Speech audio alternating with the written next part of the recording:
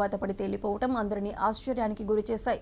గోదావరికి ఎగువ ప్రాంతంలో కురుస్తున్న వర్షాల వల్ల చప్పనీరు తగిలి ఆక్సిజన్ సరిగా అందకపోవటం వంటి కారణాల వల్లే పెద్ద సంఖ్యలో చేపలు మృతి చెంది ఉంటాయని స్థానికులు అనుమానం వ్యక్తం చేస్తున్నారు.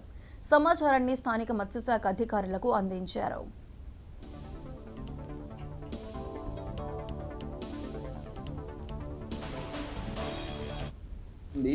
యానాం వరకు దాదాపు 7 కిలోమీటర్ల మేర సముద్ర జాతికి చెందిన కానాగత్తల చేపలు భారీగా మరణించడం జరిగింది.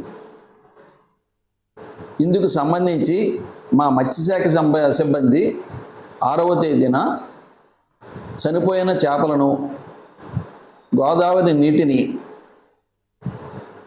సేకరించి SIFT కాకినాడ ల్యాబ్లో పరీక్ష చేయగా సెలినిటీ అనగా నీటి ఉప్పదనం భారీగా తగ్గిపోయినట్లుగా గమనించడం జరిగింది. ఈ నీటి ఉప్పదనం యానాం దగ్గర 7 PPT ఉండగా అది కోట వాసాల రేవు దగ్గర కేవలం 1 మాత్రమే ఉన్నది. సముద్ర జాతికి చెందినటువంటి ఈ కానాగత్తలు దాదాపుగా 20 PPT ఉప్పదనం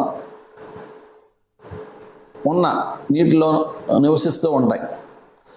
అటువంటివి 5వ తేదీ సాయంకాలం ఇరిగేషన్ డిపార్ట్మెంట్ వారు వరదల ముందస్తు హెచ్చరికల నేపథ్యంలో భారీగా చప్పనీటిని ధవళేశ్వరం బ్యారేజ్ నుంచి విడుదల చేయటం, ఆ చప్పనీటి వలన ఉప్పు నీటిలో నివసించే ఈ చేపలు ఆకస్మికంగా ఉప్పదనం తగ్గిపోవటం వల్ల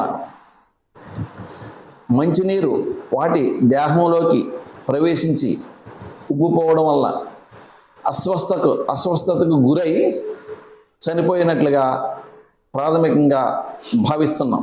కోట వాసాల రేవు నుండి యానాం వరకు దాదాపు 7 కిలోమీటర్ల మేర సముద్ర జాతికి చెందిన